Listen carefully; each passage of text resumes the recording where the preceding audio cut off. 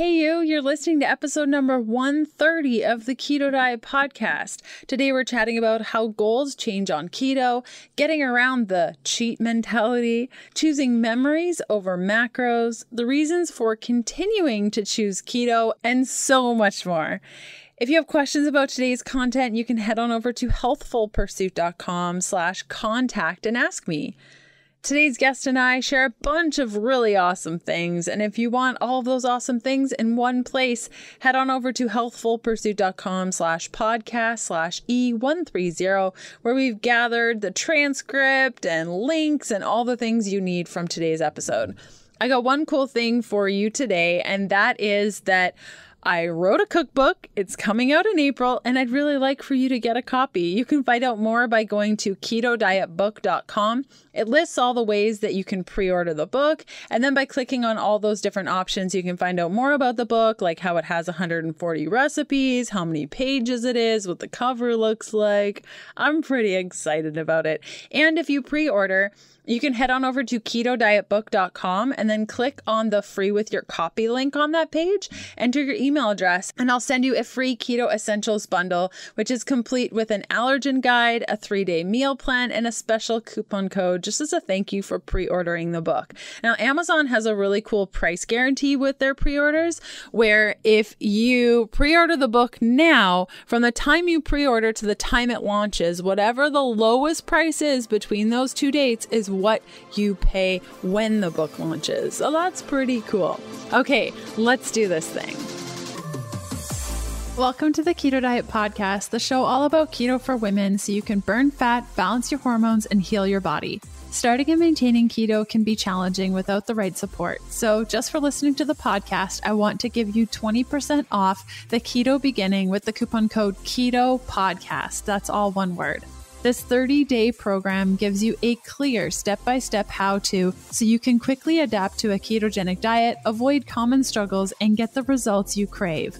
Go to healthfulpursuit.com/begin to get your Keto Beginning discount today. If you're new around these parts, I'm Leanne Vogel. You may know me as the international best-selling author of The Keto Diet, founder of HappyKetoBody.com, or maybe you know me as the nutritionist that likes dipping pork rinds in avocado oil mayo. I'm so glad you're here with me today. Thanks so much for listening.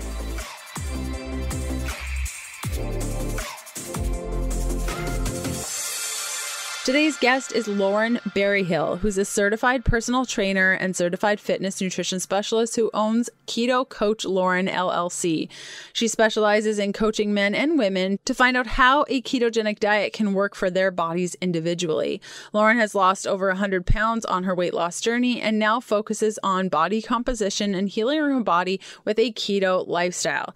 Now, we chat a lot about common keto questions, where people struggle, and all those sorts of things. So if you have a copy of my program, The Keto Beginning, I chat about that very thing more in depth than what we get to cover in today's podcast. But you guys, if you have a copy of The Keto Beginning, you already have the answers starting on page 55.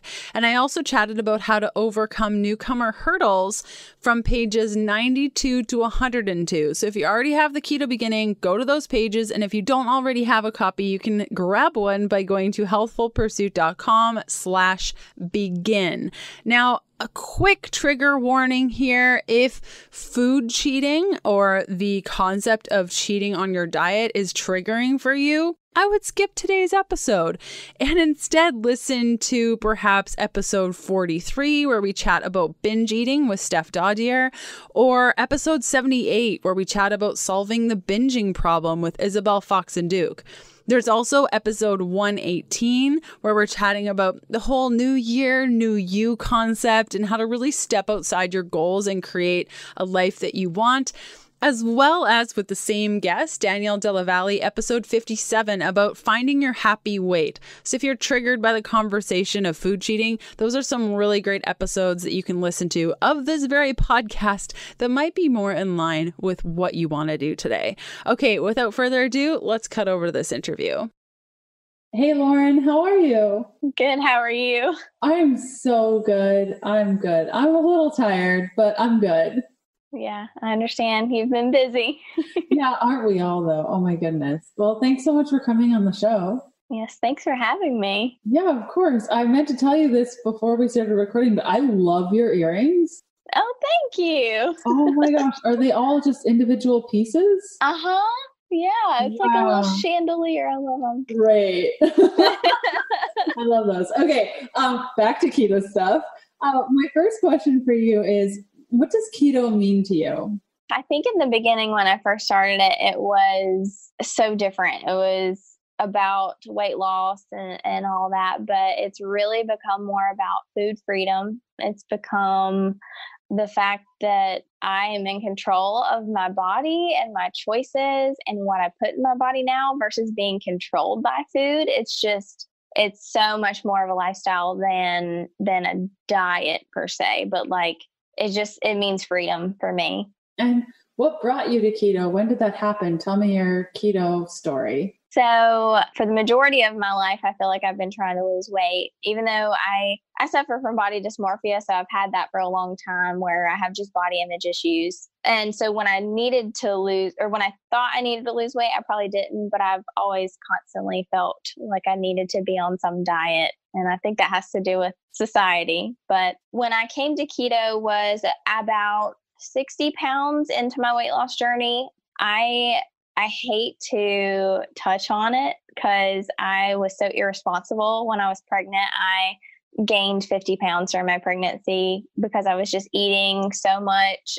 I had no control over my urges, was not active. And so looking back, I wish I would have taken better care of myself for my son. But I got up to my highest weight of 232 pounds during my pregnancy. And then for about a year after my pregnancy, I did several different things as far as diet goes. I calorie counted, I did Weight Watchers, I did shakes, I did all the normal like diet stuff. And it going through like postpartum depression and stuff, just so much happened that I was just like, I need a lifestyle change. Like it can't just be all about dieting anymore. I need something to change my view of food. And so came to keto by being in a weight loss group with a bunch of girls on Facebook, just girls that were local. And one of our friends shared about it. And I was like, I've tried low carb before, but I've never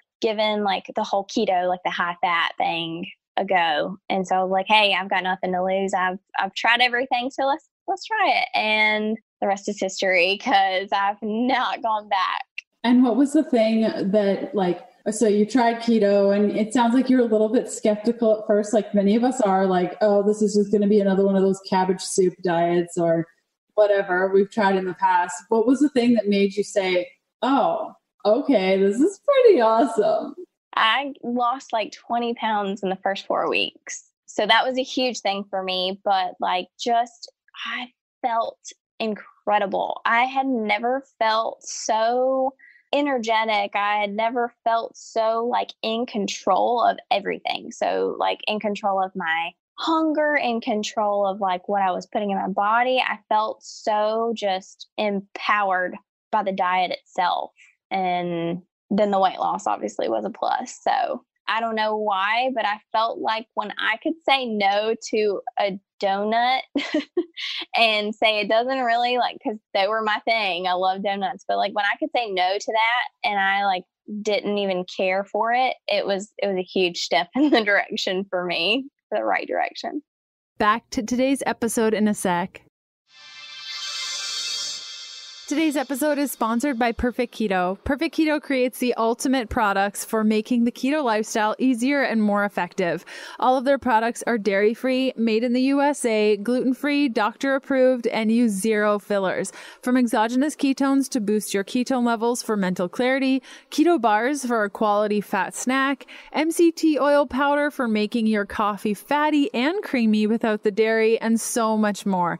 You can get 20% off anything in their shop by going to perfectketo.com/KDP. Use the coupon code KDP for your 20% off anything your heart desires. If you're unsure of the link, simply check out today's show notes for all the details. Okay, back to today's episode. Yeah, and so now that you've been eating keto for quite some time, what keeps you eating keto? The way I feel and it's just easy. I don't know. I hear all the time people say that it's not sustainable, but it's like, when I go to a restaurant and they put bread in front of me, I don't even think about it. Like, I don't even, it's not even a temptation. It's a lifestyle. So I don't even have to think. And the fact that I'm not constantly hungry and controlled by foods and stuff, I don't know, just everything, the way I feel, what I get to eat. Cause everything I eat is yummy. Totally. I feel the same way. And like I had a couple raspberries before we started talking, and I was just thinking about how sweet they tasted. Like, I don't think that I truly appreciated how sweet raspberries actually were, and to like taste that. Whereas before, a berry was like not really a fruit. I didn't really treat berries like a fruit, I think, because they weren't sweet enough. And like, if I'm going to have a fruit, it's going to be a banana or a pineapple. Right. Eating those raspberries, being like, oh man, this is like candy. Yeah, I know. When we went to the mountains this past weekend for Thanksgiving, and they had strawberries as the fruit of choice, and I was eating them, and I was like, oh my gosh, like, this is so sweet. It's crazy how your taste buds change. Totally. So you're a coach. What encouraged you to want to help other people when it comes to keto? So I guess when I was losing the weight, people were getting curious. They were like, how are you doing this? Like, what are you doing? And, I am one of those people that I feel like I need to educate myself fully on something before I jump in. So before I started keto, I read your book. I read several different books of Jimmy Moore, several different things, did so much research. And so before I started helping people, I made sure I kind of knew, like, I knew I was doing it for myself, but I didn't want to tell anybody else, like, you got to do this and then it'd be bad for them. So just going through the experience myself and seeing how my weight loss journey encouraged other people, and then feeling the freedom and the confidence and stuff that I have never, ever felt before was something that I wanted other people to feel. I wanted to help them feel that. And so I know, like, weight loss is a big deal of it, but like, a lot of people are controlled by food and controlled by their cravings. And I just developed such a passion for wanting other people to feel that way. And that's kind of what fueled it. It was this time last year that I went to my husband and was like, I think I'm going to do this. Like, I think I'm going to actually develop a business model, like have my actual coaching business and have clients and work really closely to get them results. And he thought I was crazy. I love my husband, but he thought I was crazy. He didn't think that it would turn into anything. And now, like, he's just blown away at what I've done in a year, which, I can't take all the credit, I guess, because people trust me, but it's amazing. I love doing it. Good for you for standing by that, because I know how challenging it can be when your partner is like, I don't know. And especially when it involves, contributing to the family, and it involves money and things. I know that when I told Kevin that I was going to flip our business upside down and go from a vegan business to a keto business, he was like, I think this is a really bad idea. Yeah, I know. It's hard. And I'm one of those people that, like, if I get the feeling in my gut, like I need to do it, like, I just had to. I had to jump, and I'm so glad I did. Yeah. And it also comes from authenticity. And when you're fired up about something and you're living it every day, it's so much easier to just jump in, because it's like, I'm doing this, like, yeah, already. So you've met with people, you've had your own keto experience. What are some of the biggest lessons you see people kind of bust through, or like lessons that everyone kind of makes when it comes to keto, or struggles that you had, where lessons you had to learn yourself? The biggest lesson that I had to learn, and that I feel like a lot of my clients have to learn, is to not view food as like cheats or treats. It's still that mentality that people have, that food is a reward, or like that you've ate well all week. Let's reward yourself with something that's not healthy. Like that mentality. I went into keto giving it 4 weeks to see how it would work with my body. Lost 20 pounds, said I was going to give it another 4 weeks. And then at that 8-week mark, I ended up having a cheat meal. So falling back into that mindset of rewarding myself. And I cheated and I felt like after, obviously, like it was terrible. It was horrible. And it wasn't just a cheat. I struggle with binge eating disorder as well. So it was a full on carb binge the entire day of everything I had not eaten in the past month. And so, or past 8 weeks. So I did that maybe 3 more times over the course of 6 months. And at the 6-month mark on keto, I was like, it just something clicked. Mindset change was like, you don't need those foods. You don't need, like, you have foods that taste good that are like treats, like, keto treats or whatever. So making things and teaching clients to make keto treats or, low carb treats, that when you want something and you have a weak moment, that, that's what you go for instead of all of the processed sugary stuff that's just going to make you feel like. What's your relationship with, because I don't use the word cheat like ever, but like, what's your relationship with it now? Do you give yourself permission to choose foods that make you feel good? Do you ever like eat birthday cake? Like, what's your relationship with that stuff now? Yeah. So I don't like to view foods as cheats anymore. My approach is what I call memories over macros. And so I am a macro counter. I have always been a macro counter, and it's just because I know what works with my body. And so the instances where, like the most recent one, and actually the only one of this year, with my son for his 3rd birthday in September, he was shoving his chocolate cake, non-keto chocolate cake, in my face and wanted me to have it so bad. And I chose memories, choosing the memories and making the memories with my son, having a piece of his cake to celebrate his birthday over macros, and being able to do that, to eat those foods, not feel guilty about it, and then just be right back to my normal diet, like even that night, and not feeling guilty about it the next day, was a huge success for me. I actually posted on Instagram about it because I feel like a lot of people struggle with that. They beat themselves up about it. And it's just like, you know what? This is life. Like, you're going to come in. I mean, we live in a world where you were eating all of this stuff before. It's going to stay there. It's not like it's going away, but you just can't look at it as, oh, I cheated on my diet. Like, it's not a diet. It's a lifestyle. It's a choice, and you get right back onto what you were doing the next moment. Yes. The next moment. Yes. I love that. It's just like, it was a moment, it happened. Now you have another moment, and there's another moment and another moment. But that diet culture tells us that the next diet starts on Monday, or the next diet starts January 1st, or blah, blah, blah. And I mean, I used to work with clients that would, eat a certain way until like March, and then find it too challenging and just say they'll start it next year. Like, I'll deal with it in January. And it's like, the only person you're harming, the only thing you're doing is just, I'm going to use the word cheat here, is cheating yourself out of your best life just because of something else that you downloaded that's not even true. Like, yeah. And not only that, but I remind clients that I work with that no matter what you're doing from now until the end of December, the time's going to pass anyway. So why are you going to spend it going backwards or doing things, that aren't going to be in your favor, when you could be spending it getting closer to your goals, bettering your health, healing your body? The time's going to pass anyway. So I would choose the latter, Yeah. And what are there any other lessons that you find like your clients learn, or like key takeaways that people struggle with, and then they realize there's another way of doing stuff? I don't know. I mean, I don't really think so. I think the cheating mentality is the hardest thing for them to get over.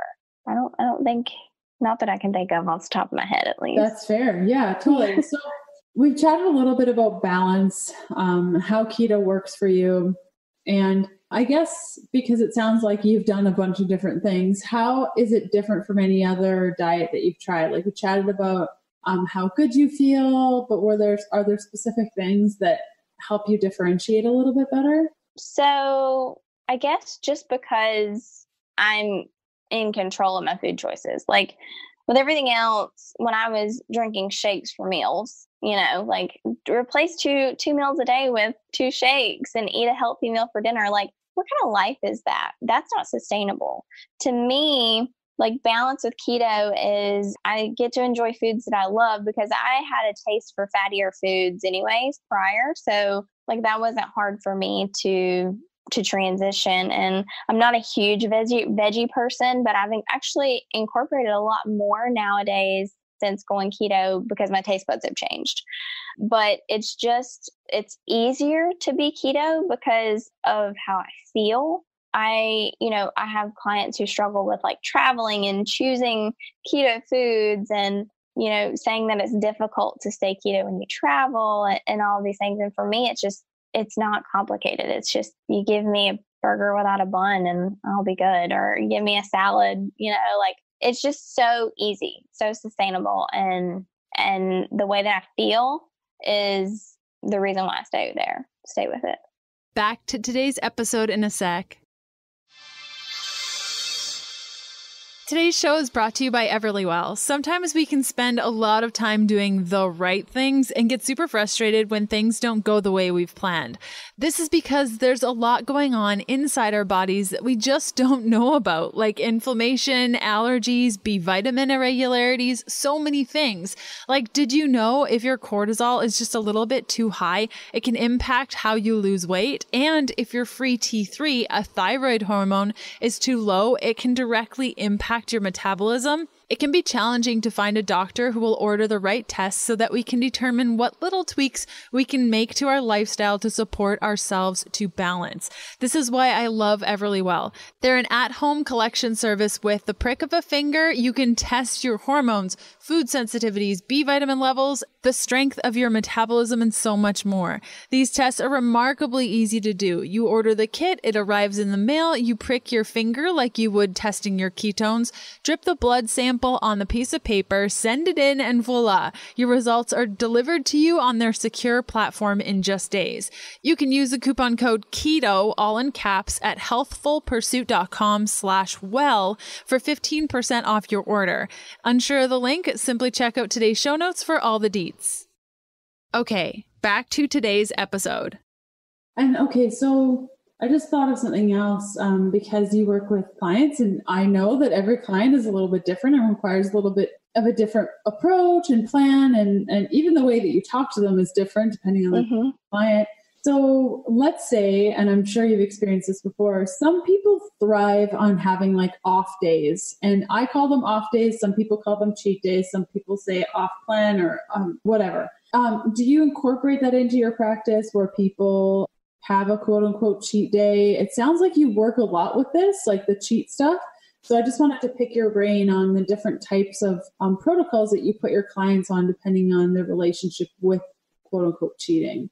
So I initially ask them when they sign up with me, for 4 weeks. I'm because I typically go 4 to 8 weeks to 12 weeks, depending on the client. I ask them if they're willing to go cheat free. And some will say, I'm committed. I'm totally committed. I don't want to. And, those are the people who never had that mentality before. But the people who say, but I might want a glass of wine, but I might want to have this, but I might want to have that. I work with them and I try to get them to go closer towards keto foods for their cheats. But there are some of those people who, and I'll say this, my husband's one of these people who he is great for about a solid 4 weeks. And then he's like, I need to enjoy something that I used to enjoy, and then I'll get right back on it, once I've done with that. And so he'll do it and he'll be fine the next day. And that was nice. That was a nice mental break from what I'm doing. And then I'm right back on. And so everyone's different. And I don't have that mentality because I don't ever feel the urge to do that. I don't need that. But there are those people that, will schedule it. So you have to give them a pep talk too. You basically have to say, understand your weight's going to go up. Understand that you're, things are going to fluctuate. You're going to not feel so good. You're going to have increased cravings. You're going to have all these things happen. And you have to understand that if you go that route and you do that cheat or whatever, that you're going to have to be strong the next day or, whenever those things hit. And so it's harder because they learn after the fact. They wish they had not done it. But I think it's a valuable lesson that everyone has to learn, especially if that is your tendency to cheat. Mm-hmm. And my husband is like that too. Like he can eat keto and then we'll be at Whole Foods. He'll be like, I feel like some popcorn. I'm like, are you sure? Like I just check in with him like, what's going on? How are you feeling? What's going on in your day? Do you want to talk about it? Because sometimes, like with all of us, we'll use our emotions instead of dealing with the emotions we end up eating. So I just check in with him and he's like, no, I just want to like eat some popcorn and watch a movie. I'm like, cool. And he'll eat the whole bag of popcorn, be totally stuffed and uncomfortable. And the next day he'll just eat keto and it's no big deal. And I think it's really nice for me to observe that and see that normal relationship with food where it's just like, no, I just want some popcorn. I'm going to eat that and then start eating keto again. Like, yeah, that's the control that I love with keto is, before I never had that. I always had that mentality. I'm going to cheat. And then it would turn into a cheat weekend or a cheat week or, like it was just, it always snowballed for me. But with keto, it's just like, if I had that chocolate cake with my son, it didn't snowball into something. And that was a big moment for me because it is, weird to see that there is a relationship with food that can be normal because I will be the first to say I was addicted to food prior to keto. I mean, it was truly an addiction. And where do you see yourself going next when it comes to your keto? Like, are there things that you still want to do or things that you still want to learn about your body that you haven't mastered yet? So I'm really into like the healing aspect of keto. I'm into trying to figure out hormone control, hormone balance. I've been on birth control since I was probably like 13 years old, and I came off of it for a little while and had some hormone issues. And I've never actually revealed a certain part about myself with keto, but I feel like on your podcast, I think I can because you focus a lot on hormone balance and healing as well. But I went through a bout of a cervical cancer spell, like where I had a scare. And that was prior to going keto. And I had 2 abnormal pap smears that showed the actual like aggressive cervical cancer cells. And I ended up stopping birth control at that point. It was about the time that I went keto, and the 2 pap smears that I've had after going keto were actually normal. So that's something that I haven't shared yet, but it's kind of crazy to me. I don't like to claim that keto heals certain things, and saying that it heals things like cancer is a big deal. But for me, it's all about controlling my hormones naturally, figuring out, what works with my body naturally, and figuring out what foods is best for my body. And that's another reason why I say, those foods are not tempting to me anymore, because I see where that kind of way of eating got me. I hate to blame the way I used to eat on like having those things happen, but I definitely don't think that it aids in it at all. I'm so thankful that you shared your story. And I think that it's so important that women get those like at least yearly checkups. And when about 2 years before I found keto, I had the same experience. I had to go through a LEAP. I don't know. Did you do LEAP at all? No. Oh, it's so horrible. It's like this, I might describe it wrong, but it's... Oh, no. Are you talking about where they kind of like, they swab and it's different. It's like they almost scrape. Yeah, it's like a wire loop. Yeah. The abnormal cells. I did have that. I don't think that it was called that, but yeah. Yeah. And after that happened, that was a really big scare. Like that puts a lot of things into perspective. And until you shared that, I completely forgot that was one of the things that really just like, okay, girl, you got to do something about this, because the way you're living your life is not conducive of how you want to live. So it's good that, it sounds like for you too, is like, I got to do something about this. And it's unfortunate that it takes us that long to realize that what we're doing isn't working.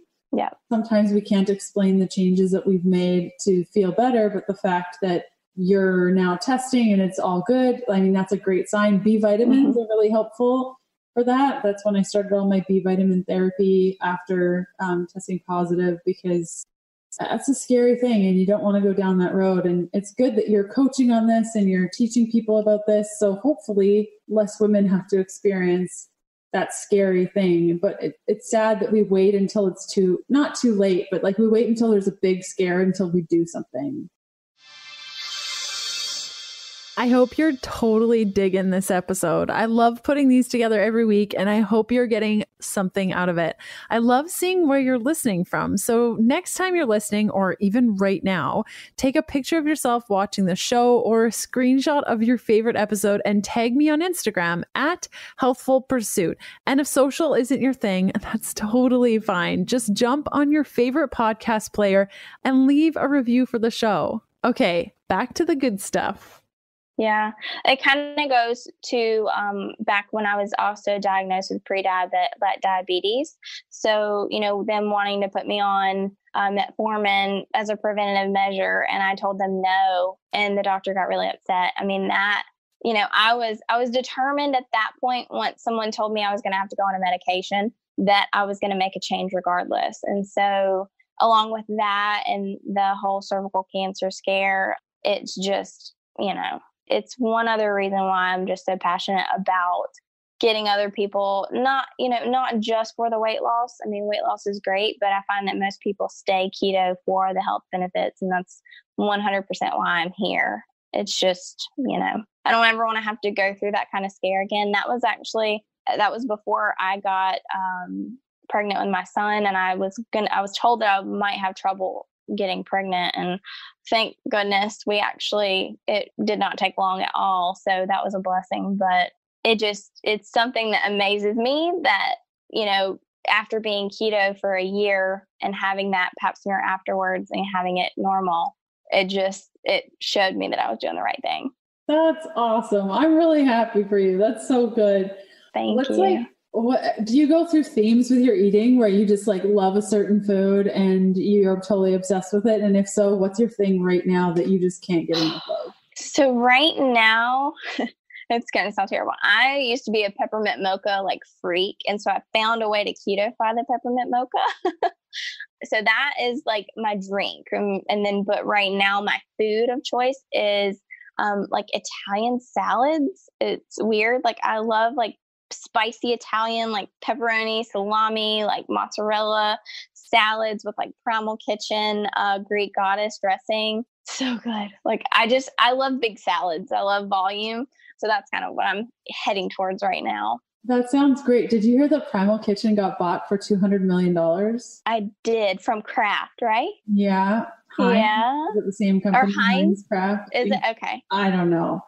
Do you think that maybe they'll stay the same, or do you think they'll pull a Kavita, Coca-Cola, Kellogg's thing where all of a sudden it has sugar and everything? I don't know. I really hope not, because that's going to be so sad, because I love Primal Kitchen right now. Love it. I know, me too. And the book that I just finished writing, my cookbook that's coming out in April, I made 27 different salad dressings, because salad dressing, man, yeah, it makes everything better. It does. I mean, I have clients who are like, so can I just eat Hidden Valley Ranch? And I'm like, let's talk about what's in some Hidden Valley Ranch. Let's talk about the ingredients. I give you a fat info sheet that I've explained what these fats are, what they do to your body, and what's the first one on the label. Soybean oil, or, hydrogenated whatever. And it's just no. Totally. I would say if they go to the dark side, which I don't know a brand, and please, if somebody's listening and you disagree with me, please let me know. But I don't know a brand that's been bought out and kept their integrity. And yeah, it's unfortunate. I loved that water kefir from Kavita, and I drank it like every single day. And then I was on book tour and I just grabbed one without thinking. We went to the event and I was drinking it before the event and I just got all dizzy and weird. And I'm like, what is going on? Like, I do not feel well. It feels like I just downed like 20 grams of sugar. Oh gosh. Yes, no. Really? Oh. No.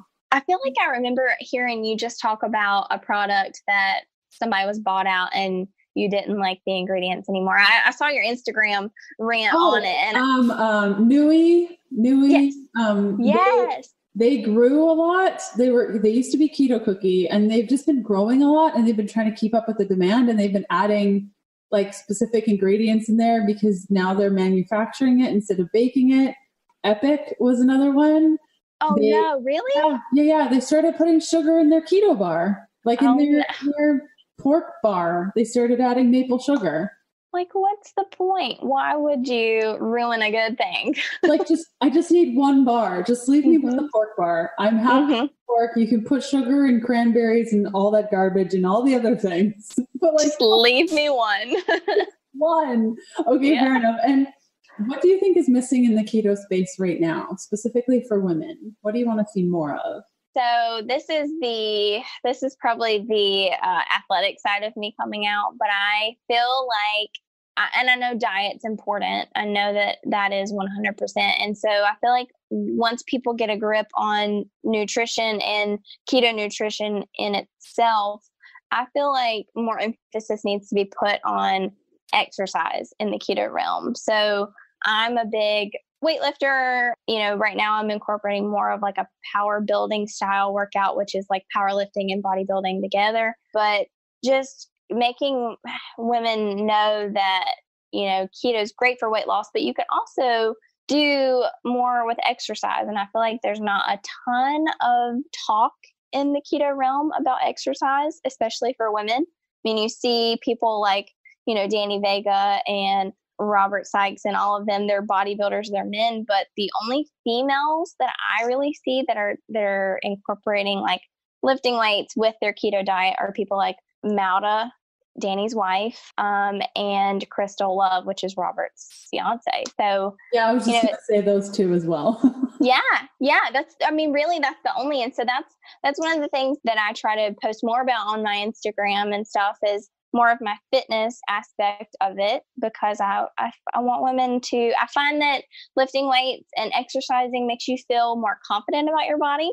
And obviously so does eating properly and fueling your body properly. So I'm all about self-love and making sure that you're kind to yourself and speaking positive of yourself. And so I feel like when you're doing all of the things like that, that help you speak better about yourself, then, you can't go wrong. Mm-hmm. Totally. Where can people find more from you, Lauren? So I am on Instagram at keto_coach_Lauren.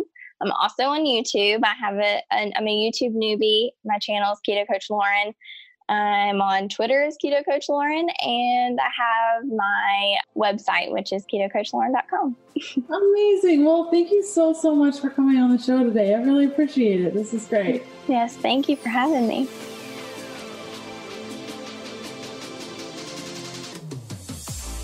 Thanks for listening to the Keto Diet Podcast. Join us again in a couple of days to discover more keto for women secrets for your fat-fueled life.